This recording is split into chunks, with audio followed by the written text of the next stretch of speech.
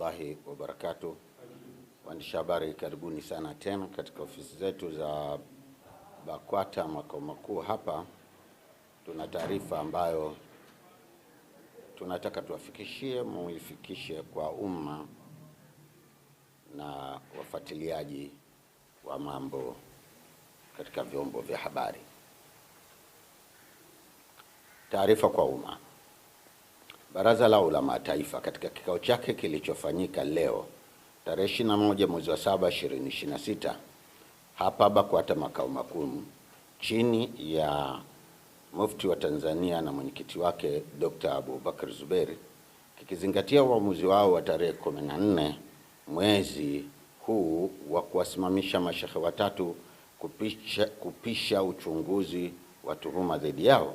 Mufti wa Tanzania, baada ya kushauriana na baraza lake la ulama na kwa kuzingatia madaraka yake kikatiba ibara 84 ndani ya mabano 17 ya katiba BAKWATA ya mwaka 1999 toleo la 2018, ameunda tume kuchunguza tuhuma zote zinazowakabili mashehe hao husika. Sheikh Walid Al-Hadi Omar toka mkoa wa Dar es Salaam, Sheikh Isa Nasr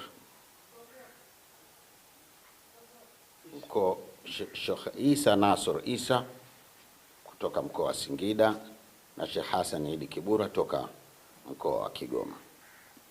Tume hiyo imepewa mwezi mmoja kuchunguza kadhia hizo na kuwasilisha taarifa zake kwa Mufti wa Tanzania ambaye pia ni mwenyekiti wa baraza la ulama BAKWATA. Wajumbe wa tume hiyo ni hawa wafuatao: 1. Sheikh Shaban Juma Abdallah, Sheikh wa mkoa wa Arusha, mwenyekiti. Dr.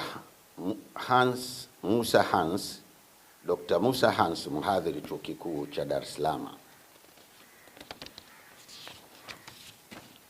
Dr. Abdallah Tego, mhadhiri chuo kikuu cha Morogoro.